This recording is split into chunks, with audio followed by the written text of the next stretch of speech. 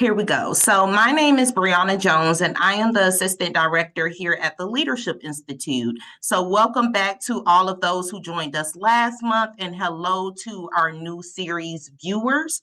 Over the next hour, we want this webinar to be very interactive and engaging. So we will be using the chat feature, and I will be pausing Christina throughout so I can address all of your comments and questions. You can also feel free to send your questions to me directly in the chat. Today's webinar will be facilitated by Christina Martin. Martin is a certified executive coach, trainer, and motivational speaker who loves solving people-oriented problems, which is why you're in for a treat today as we discuss transforming relationships. Christina has traveled all over the country, training, presenting, and coaching. She is passionate about providing her audience with learning experiences that encourage self-reflection. Christina utilizes radical candor in a non-judgmental and empathetic environment to help others get out of their own way. So please help me welcome Christina in the chat, and I will turn it over to you.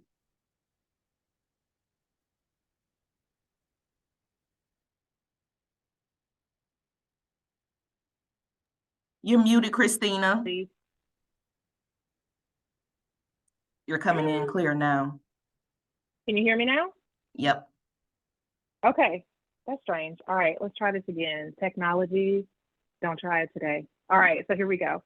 I want to thank you, Brianna, for that introduction. And I want to say, first of all, Brianna is absolutely right. I love people-oriented problems. And it is that love and that fiery passion that has led me to create the content that we're going to cover today. Good morning to everybody. I'm going to tell you, my favorite part about being a coach and about being a training facilitator is the fact that I get to help organizations and I get to help leaders to address the elephants in the room. I'm talking about the things that we quietly tiptoe over. I'm talking about the challenges where we put our blinders up and we just say to ourselves, if I don't look to the left and I don't look to the right, maybe it doesn't exist. These are the areas of concern that create our toxic work environment. These are the things that stifle our team's ability to grow and build trust. This is what hinders their performance and their productivity. This is what all but blocks their ability to be creative and to innovate. And these are the negative things that impact the bottom line, right? So at the end of last year, I was working to create new content and I came up with this idea. And when I finished it, I did what any amazing businesswoman would do. I told my mama about it. And my mother loved the idea. She told me it was awesome. And we all know parents don't lie, so it is. But I told her, I was like, I had this one small concern. And she's like, what is it? And I was like, it is the title. And my mom was like, what's wrong with the title? And I was like, I don't know if you noticed, it's a little direct, okay? Here's what my mama told me. She said, don't mess this up with your corporate mumbo jumbo.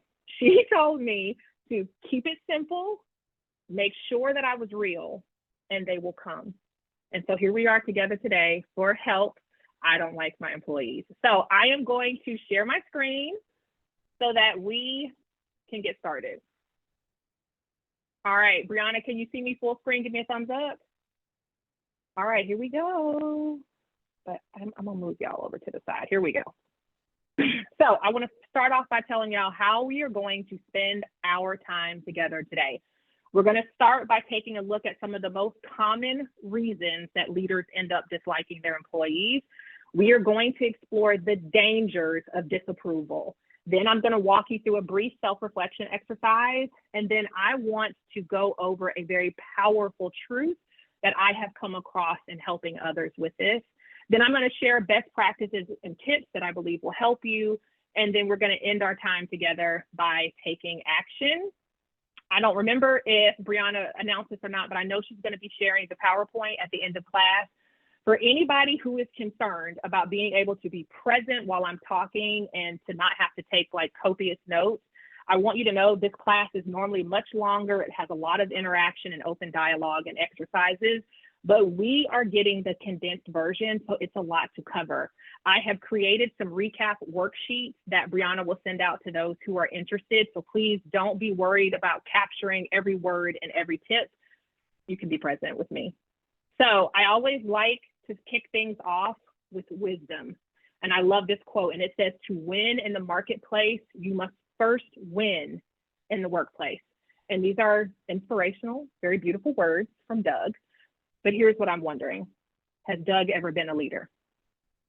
Does he know how hard it is to juggle the task, the responsibilities, all the growth that we have to create, the time restraints, the deadlines? On top of that, I got to worry about a budget. Now throw into the mix employees.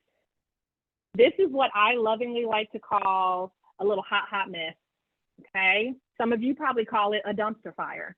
So what I want you to know, this is your sweet baby dumpster fire, okay? We're gonna love it and we're gonna nurture it. So let's talk about it.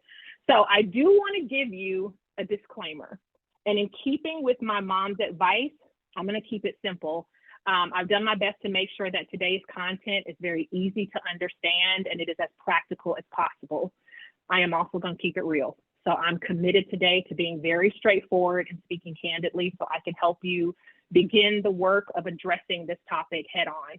I do want you to know the purpose of today's training is not to make you uncomfortable, but I would challenge you to welcome the discomfort because it's a sign that there's a potential area for growth there. This is a safe space for your honest self-reflection. I encourage you to be open with yourself during the session. And this might involve you confronting certain thoughts that you've had, behaviors, maybe actions that you've done in the past. And I want you to know that is okay.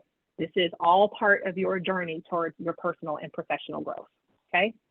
So the first thing I want to ask you, and I want you to tell me in the chat, have you ever attended a training or a workshop on what to do when you dislike your employees? Have you ever attended a training or a workshop on what to do when you dislike your employees? Okay, Brianna, I saw you. Overwhelmingly, we have a lot of no's, never in all caps, exclamation point. Out of all these no's, I have one yes. I think I saw that yes from Tamara. Hey, Tamara. First of all, Tamara, we're so happy for you.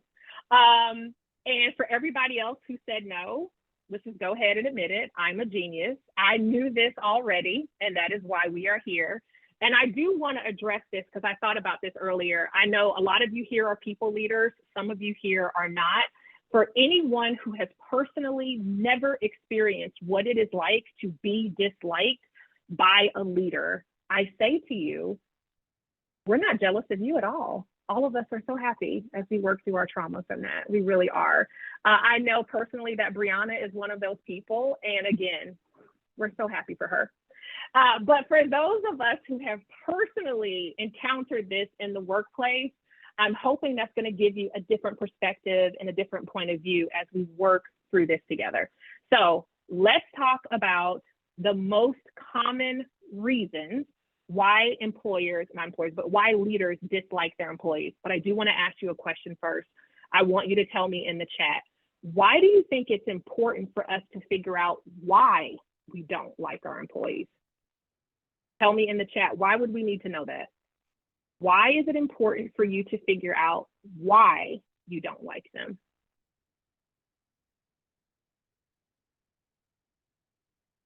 Anna says to get to the root. Oh, go ahead. Oh, I'm sorry, Christina. Anna says to get to the root of the problem. Lauren says peace of mind, self-reflection. I love that, Lauren. Andrea, is it real or a bias? Oh, that's another good one. Robert says because we all need to work together for the greater good to prevent favoritism so that we can figure it out and figure out how to address it. To identify potential issues. Is it a training or personality issue? To better understand how you approach them. All good responses. I love those responses. I need to be able to work together in a more positive way. All of this is absolutely correct. This is one of the most important pieces to this puzzle. When we can figure out why this employee bothers us, why they get up under their skin, why I cannot stand your face. Okay, this is what is going to help us to determine how to properly manage them. This is the first step in creating action towards What do I do to attempt to build a stronger relationship? So I do have one more question. I want y'all to just tell me one thing that you believe should be on the list of the most common reasons that employers dislike their, and I keep saying employers, why leaders dislike their employees. Tell me one thing that you think should definitely be on the list of the most common reasons we end up disliking our team members.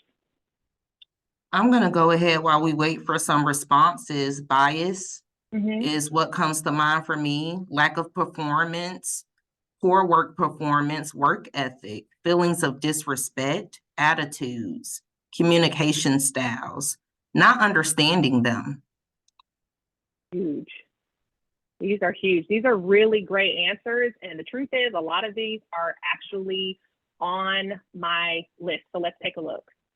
So some of the most common reasons, these are not in any particular order, why leaders end up disliking their team members. First up, mismatched values. So I'm talking about the differences in our personal and professional values can absolutely create a sense of disconnection, making it challenging for us to relate to them. Differences in communication style. Maybe you're more so looking to be direct. Maybe your team member is looking for more collaboration. Those differences can create misunderstandings and create challenges for us. A lot of you said performance issues. When we feel like we see consistent underperformance or a failure to meet expectations, it can, make us feel not only disappointed in the team member, but create frustration, impacting the way that we feel about them. Number 4, let us not talk about personality clashes. Woo! When we feel like things are incompatible, whether it's our personality traits or even their working styles, this can lead to conflict, making it difficult for us to connect. I do want to tell you something. Contrary to popular belief, it's important for you to know, unfortunately, you cannot change your employee's personality. But what we can do is figure out ways to change the way that we deal with that personality. Next up, number 5, if we feel a perceived lack of commitment to their roles or there's a decrease in dedication, that could create a problem. Number 6 is a resistance to feedback. Hear me when I say this. This is going to be on both sides of the coin. When we have employees who resist constructive feedback or they show us that they're unwilling to improve, this creates a strain on the relationship. But vice versa, when we as leaders are resistant to receiving any constructive feedback, it creates that as well. I saw somebody say this, work ethic. If there is a noticeable lack in motivation and their initiative or their dedication to their job, that can create negative perceptions for us as leaders.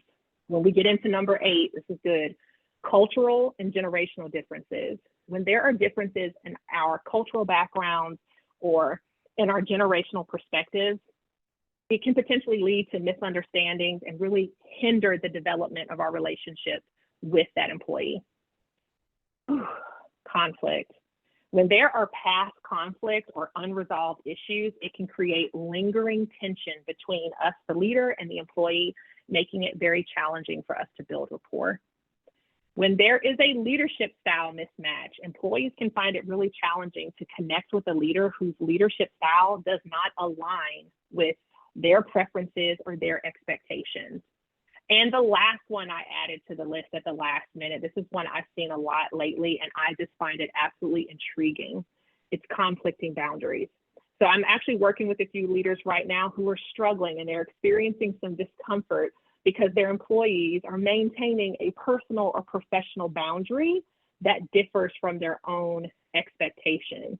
And those differing boundaries can lead to tension. They can create challenges in our communication and really, again, impact our perception of the employee. So I want you to tell me something. For those of us, not Brianna, because she's the lucky one, but for those of us who have ever felt like we were disliked by a leader, and that's whether you had proof because they told you, or maybe you just had an inkling in your heart, I want you to tell me in the chat, how did it make you feel? For those of you who have ever felt like your leader disliked you, how did it make you feel? While you're typing up your answers, I will share some of mine. I'm going to give you a word that a client used with me yesterday, and it touched me on a deeper level. And he said, I feel unsafe. And I can tell you that is exactly how I felt day in and day out. And I'll share a quick story with you in just a second. I felt frustrated. I felt defeated every single day that I went into work, knowing that my boss did not like me. So I'm going to go to the chat. I saw unworthy, unable to succeed, frustrated, worthless, inferior, and devalued. Oh boy, that's good. I got a couple. A lack of psychological safety. Y'all better bring it today. I love it. I felt like I did not want to be in the environment anymore. I had to watch my back every day, like I wasn't part of the team. Exactly. So I'm going to share a story with you. I had a boss once who was an amazing employee in this organization. I mean, stellar. And I knew that my boss did not like me. How did I know? My boss told me on several occasions, you are too friendly in the morning. You come in and you're just in too good of a mood. You're too chipper. People talk to you. They like to talk to you. She couldn't stand that. I'll never forget, in my office, I shared it with a coworker. We would listen to the radio very low. My boss was in there filing something, and a commercial came on with a jingle.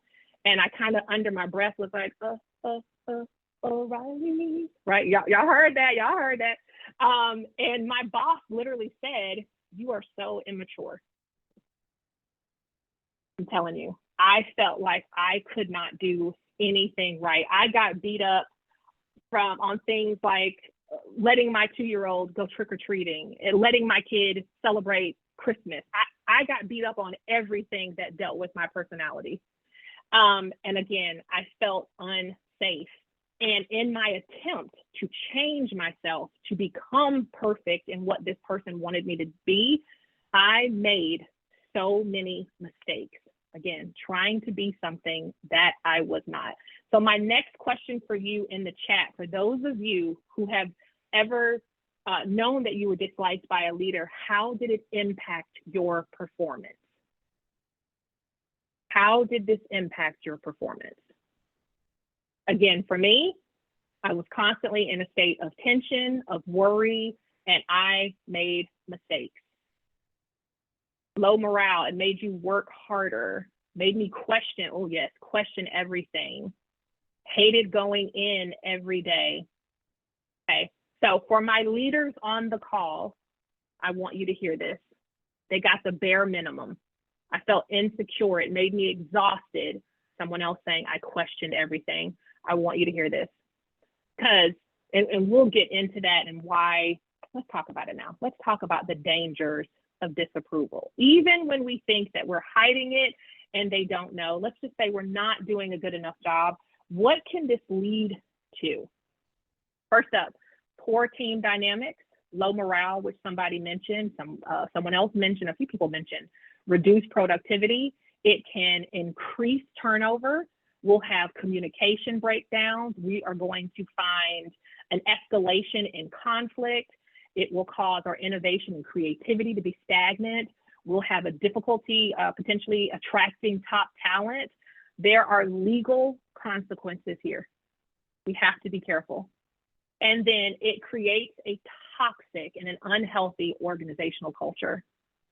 So with that, that's going to lead us into our next piece, but I want to share a quote from John Dewey that says, "We don't learn from experiences. We learn from reflecting on the experiences." And he's absolutely right. This takes us into self-reflection, which is one of my favorite tools to use. So I'm going to tell you how this is going to work. I'm going to ask you a question. I'm going to give you a brief amount of time to write down your response. You will not be sharing your answers in the chat. You're not going to tell nobody what you said. So I want you to feel comfortable to be open and honest in your answers. Self-reflection is great for helping you to examine the why behind what's happened, but also helping you to answer the question, so what do I do next? So I want you to use your answers as a guide to help you determine what information is going to be best suited to help you as you work on this.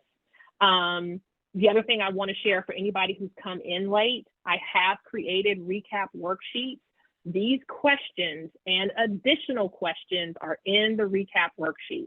So if you don't have enough time to answer or you want to spend some more quiet time on this later, It is in the recap worksheet. Do not worry about writing the questions down and doing all that, okay? So if you don't have enough time to fully answer, no worry. It's in the worksheet. Okay, so here we go. Here is my first question for you, and I'm going to give y'all about a minute to answer this. What specific behaviors or qualities in your employees trigger negative feelings for you? What specific behaviors or qualities in your employees trigger negative feelings for you? Your minute starts now. Just the FYI, I will be quiet during the minute, so don't let that worry you.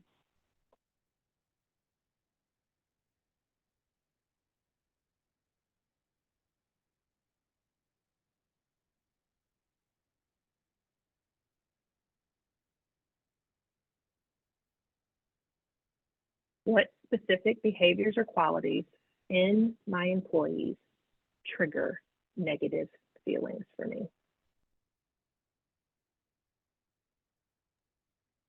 30 I seconds. just want to say the word forgetfulness, Christina. That's what comes to mind. Oh, I could tell how that could set you ablaze. What would I say? Disrespect. Set me on fire. Set me on fire. Then I'm gonna set you on fire. All right, next up, next question. This is an easy question, yes or no. So we're only gonna have like a few seconds to answer this. Am I providing equal opportunities and fair treatment to all employees, regardless of my personal feelings? Am I providing equal opportunities and fair treatment to all employees, regardless of my personal feelings? Yes or no? Next up, do I treat each team member fairly and without favoritism? Yes or no? Do I treat each of my team members fairly and without favoritism? Next up, have I communicated expectations and feedback clearly, or could misunderstandings be contributing to my feelings? Have I communicated expectations and feedback clearly, or could misunderstandings be contributing to my feelings?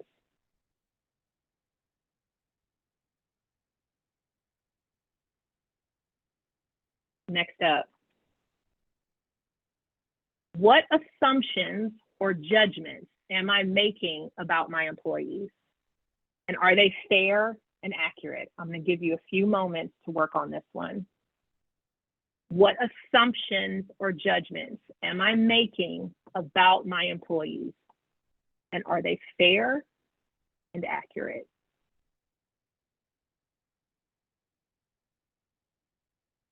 I got a great story about this, but I'm going to share it a little bit later.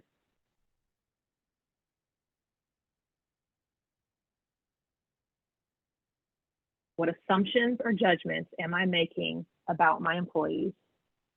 And are they fair and accurate?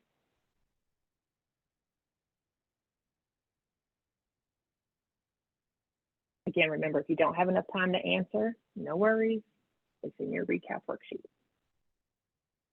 Next up, have I examined the root causes of any negative feelings towards certain employees?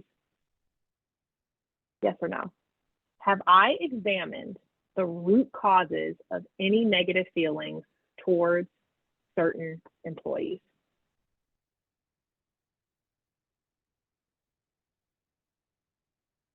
Next, do I provide constructive feedback rather than expressing personal displeasure?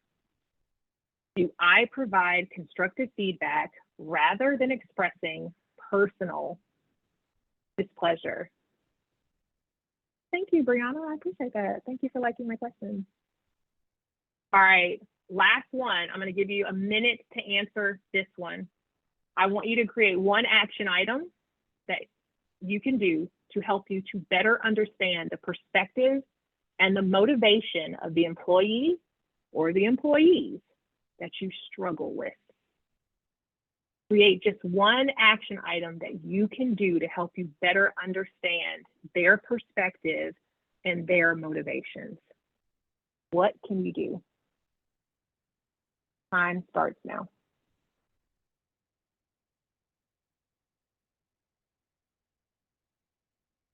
Create just one action item.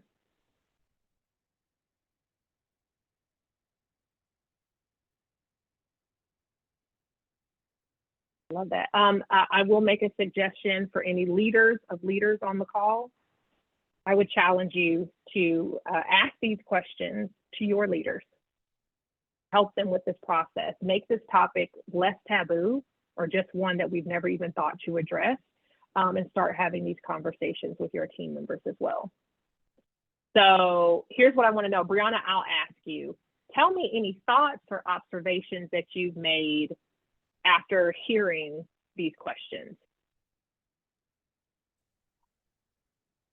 That's a good question. The feelings that I have would be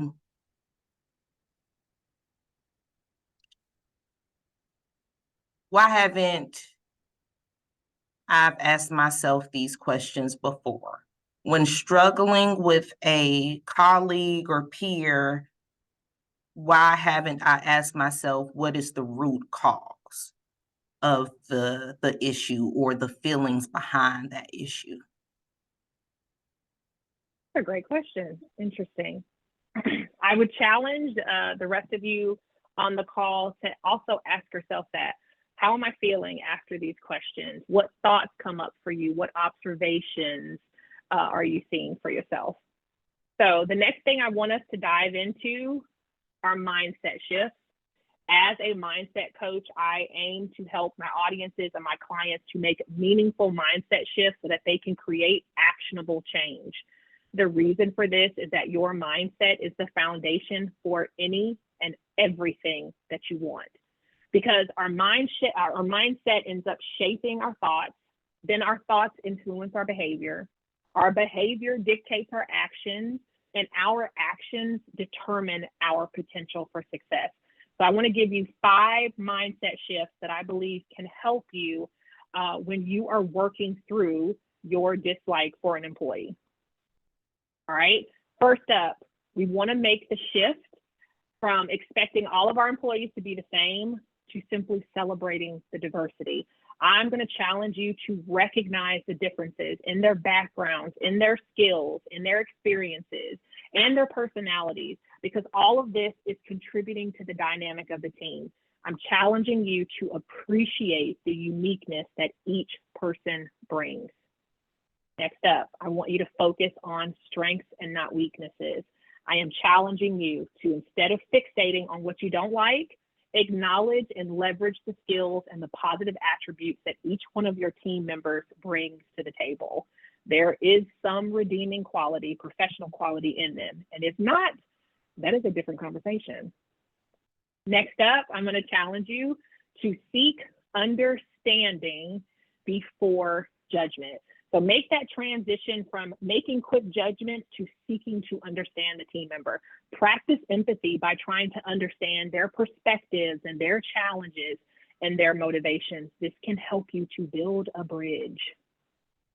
I want you to make the shift from a fixed mindset to a growth mindset. This is going to help you to embrace the idea that people can develop and improve over time, okay, which is important.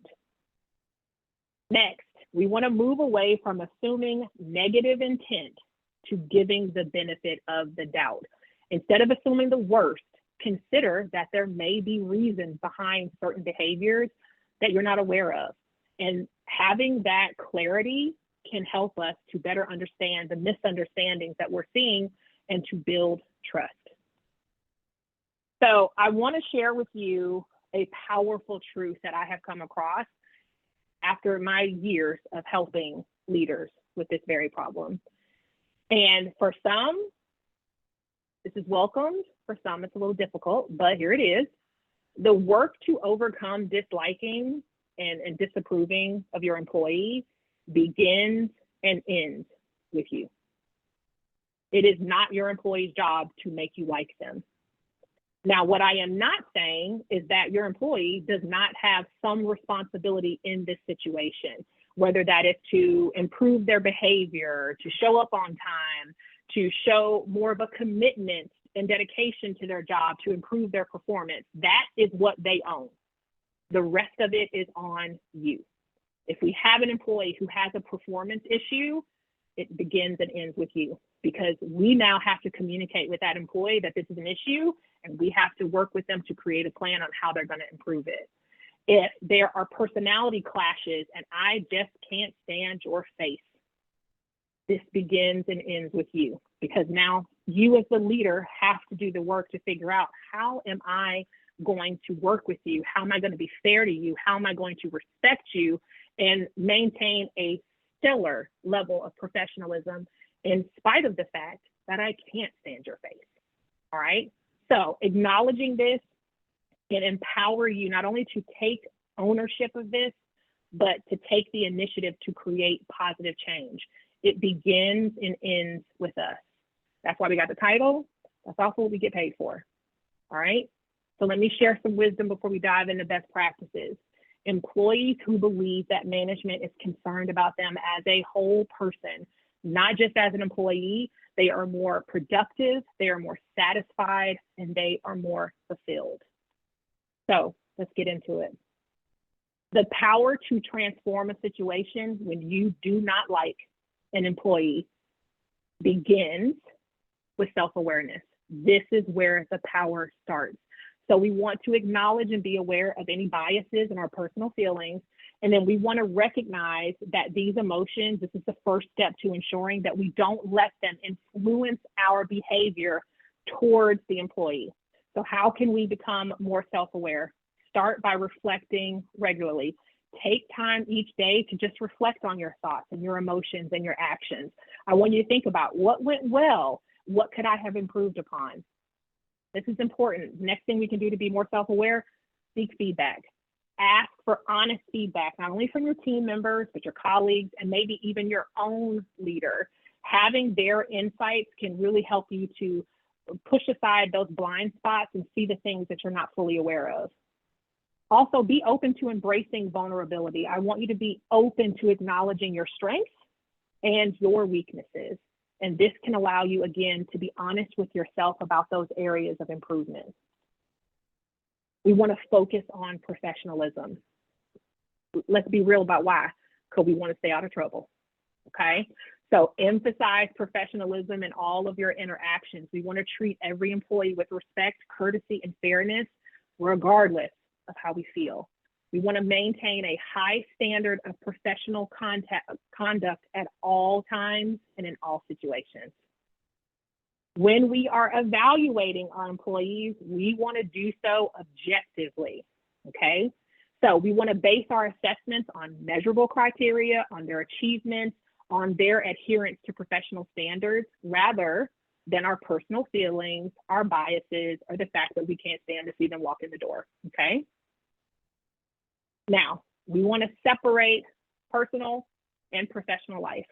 We want to make sure to establish clear boundaries between your personal and professional life. Keep your personal dislikes outside of the workplace, and to the best of your ability, avoid letting them influence your decisions, your feedback or lack thereof, and your interactions with these employees.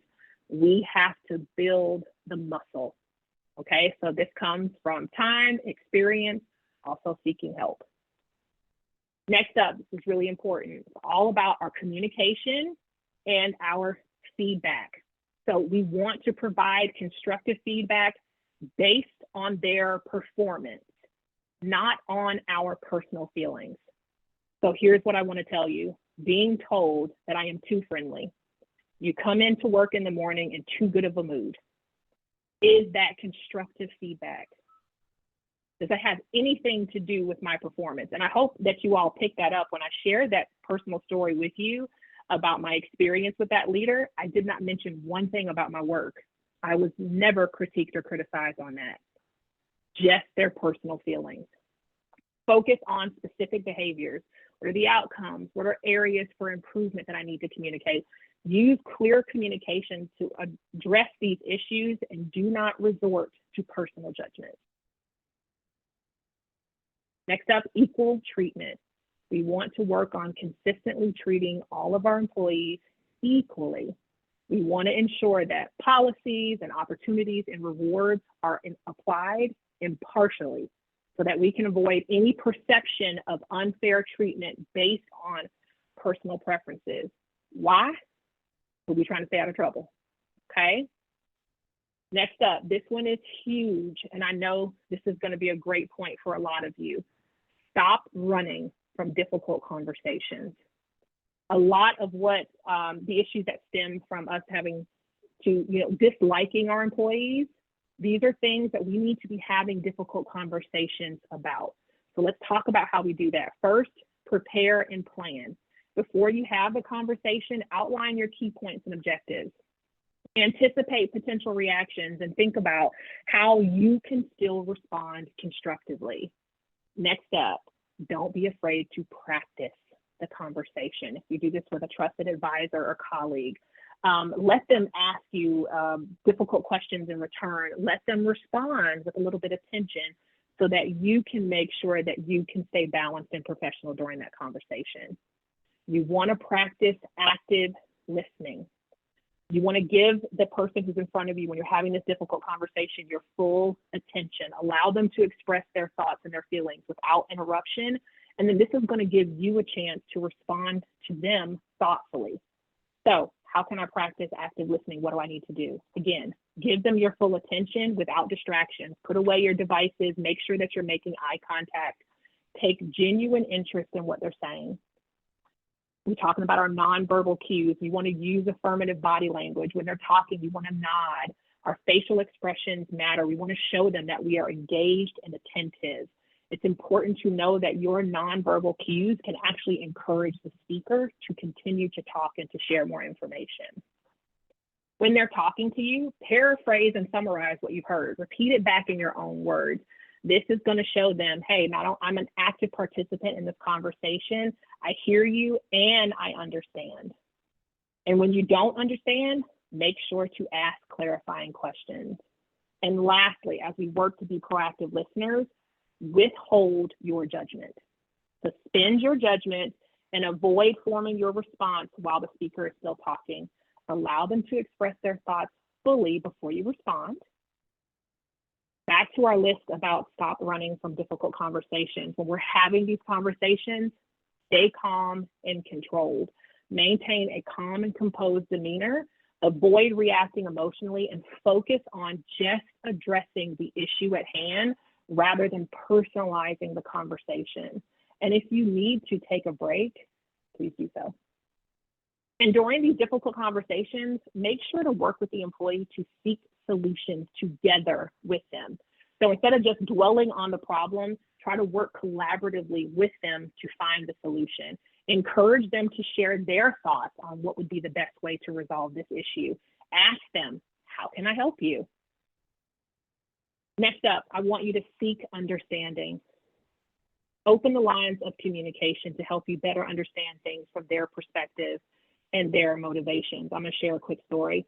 I had a leader I worked with a couple of years ago, a sales leader, and his star salesperson had went from being the hero to pretty much a zero.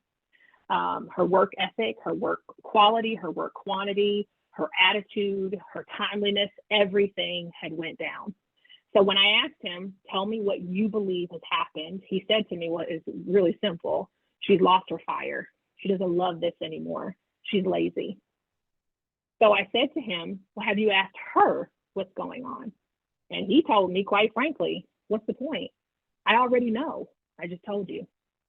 So I challenged him to go back, to take examples, detailed examples to her, to share the impact that this was having, not only on the team, but on the bottom line, and to give her a chance to respond and to share from her perspective what was going on. When he came back to me, the first thing he did was he thanked me for the challenge. And then he shared with me that unfortunately his team member was gravely ill, and she had chosen to kind of deal with that in private and did not share it with the leader. But all that time he had been walking around with an incorrect story and a negative feeling towards her because of the difference that he saw. So I'm going to challenge each of you to seek understanding. Next up, really great tip, try to identify where you share interest. Is there a common ground? Maybe it's hobbies or maybe professional goals that they have, but building a connection on commonalities can help you to foster a positive working relationship. Now, when it comes to professional development opportunities, make sure you are offering these to all employees based on their skills rather than your personal liking. Encourage a culture of continuous learning, not only for your team members, but also for yourself. Also, make sure you're providing your team members with fun team building activities. So this not only helps to bring everybody together, but this gives you an opportunity to discover new things about your team members and help you to appreciate their unique strengths that they're bringing to the table. Encourage team collaboration. Foster an environment where things are collaborative. Encourage those positive interactions and teamwork. Next up, conflict resolution. I'm going to challenge you to level up your conflict resolution skills for these types of situations. We want to handle these things professionally. We want to be objective. You want to focus on resolving the issues simply based on facts and behaviors, not on your personal feelings. And then we're going to utilize different conflict resolution techniques that can help you to promote that understanding. So what are some of those techniques? Again, active listening. Building empathy is also a huge thing. We can do that through sharing personal experiences, acknowledging their emotions, and expressing understanding to them. When you're working on conflict resolution, I want you to look for win-win situations and solutions where possible, where it makes sense, and just focus on trying to find solutions that'll benefit everybody. You also want to facilitate negotiation and compromise. Try to create negotiation processes where each party is willing to have some type of give and take. Encourage compromise to find that middle ground so that you can address the core issues at the center of the issues that you're seeing. I'm going to challenge you to seek guidance and accountability. Having a fresh perspective from a trusted advisor, from your own leader, or even from a coach can help you to identify your blind spots. It's also going to give you some valuable insight, but this can help to hold you accountable to creating real, actionable change in this situation. Ask for help. You don't have to do it alone. And lastly, I'm going to challenge you, treat people fairly. Now, I'm not going to sugarcoat this. Being fair to people that you don't like, it is difficult. And it requires a certain level of commitment to your professionalism, to being objective, and really the overall well-being of your team. But adhering to principles of fairness and equality, they won't keep us out of trouble, okay? So again, I'm going to challenge you to make sure that you're being objective in your evaluations. Ensure that you're giving everyone equal opportunity for career advancement, for training and development. Avoid showing favoritism and provide access to those opportunities based on merit, based on skills and potential, rather than your personal preference. Make sure that you're using open communication. Foster that within your team. Be transparent, not like my boss did in telling me, you too friendly in the morning and get on my nerves.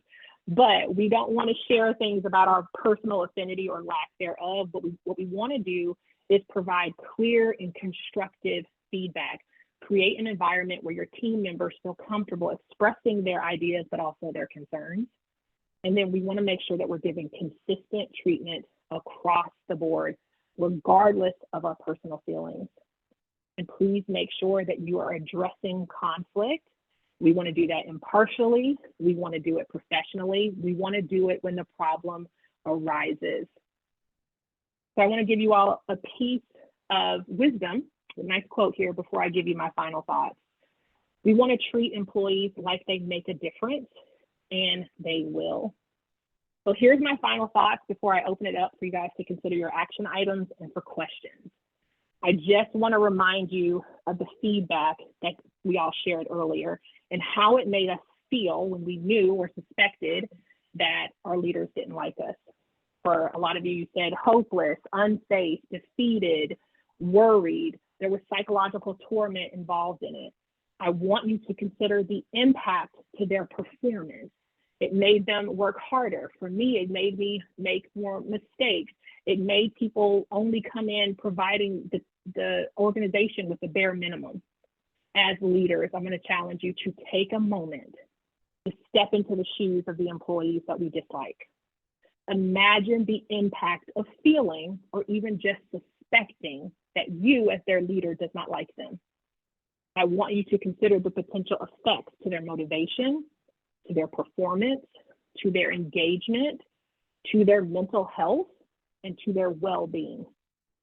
I want to make this clear. It is normal. It's a normal, natural part of human nature to dislike people. So we are not monsters, but as leaders, we are held to a higher standard. So it is our duty to uphold an unwavering professionalism that ensures that our actions and our decisions will not be influenced by our personal feelings and our judgments. And that is difficult to do. So this is the first step in learning how to do that.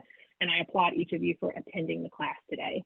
So I'm going to challenge you again, take a step back and consider what your potential part is in this situation, if any part at all.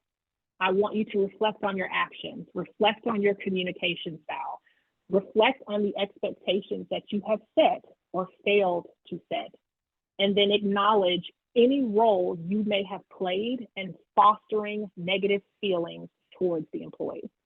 It's normal, it's a natural part of human nature, and as leaders, when we take that look, then we can begin to address our potential contributions and empower ourselves to actively participate in changing that and creating a healthier relationship.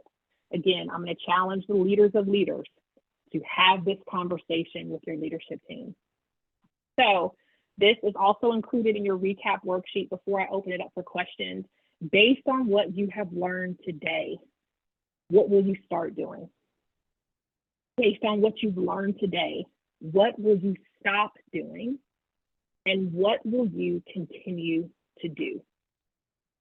I'm hoping these are action items that'll help you to get started on this journey for yourselves and for your team. And also, I'm going to open it up for questions while you all take notes on that.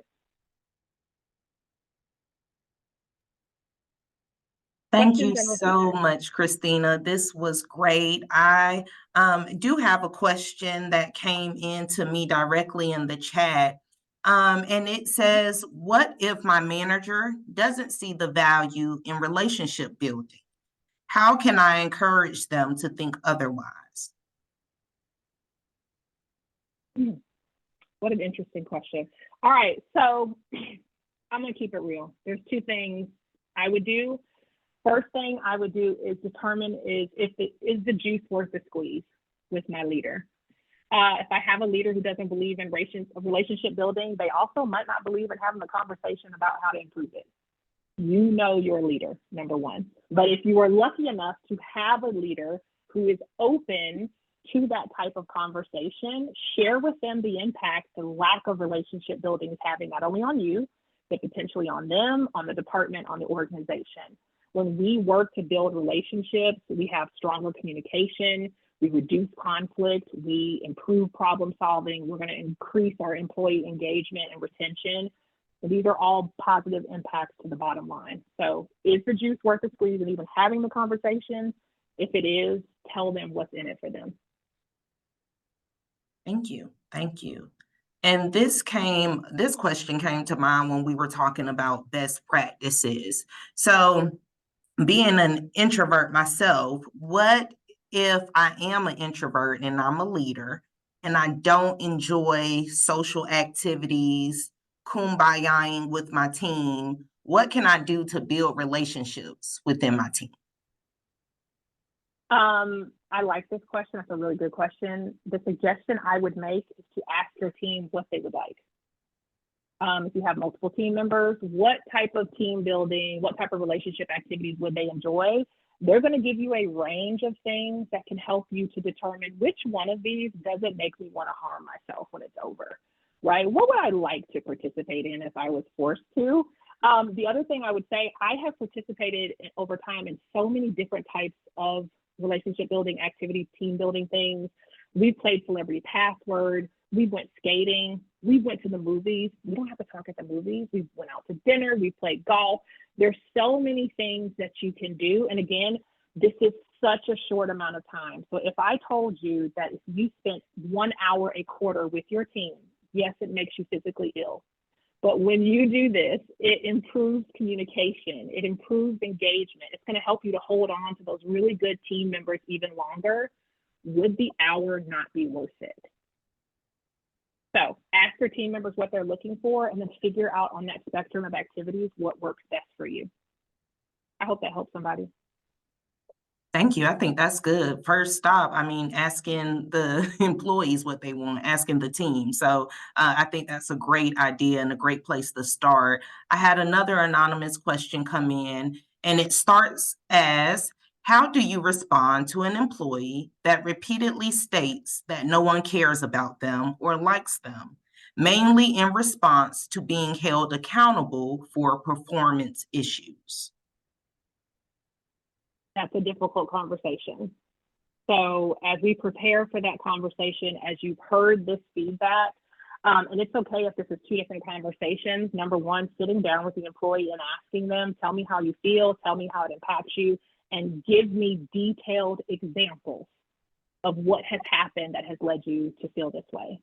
That again is going to allow you a chance to go back and be thoughtful in your responses to say, this is a misunderstanding. I didn't realize this came across this way. And also allowing them to give you ideas on how you can help to improve this situation. How can we fix this? What should I start doing? What should I stop doing? Where can I be of help in this? Also clearly communicating the difference between caring for you and holding you accountable, okay? So when I come to you and tell you that I need you to show up to work on time at 9 a.m. because we're all expecting certain things to be done, this does not mean that I don't care about you. It absolutely means that I do care about you and your work and the standard that you're held to. So being able to have that conversation, don't be afraid to prepare and plan. Don't be afraid to practice prior to doing so. And ask for help from your own leader, from a trusted colleague, or even your coach to help you navigate that conversation. Thank you. That was an awesome response. It goes back to you saying that it starts and ends with the leader. So if that person does have those feelings, getting down to the root cause of why they are experiencing the way they feel. So if there aren't any more questions, I will close us out. Christina, do you have any final words for our audience today? I hope everyone found this helpful and informative and that it'll start you on the right path to create this conversation. Please stop running from the difficult conversations that you need to have and look for those commonalities between you and the employees that you can't stand.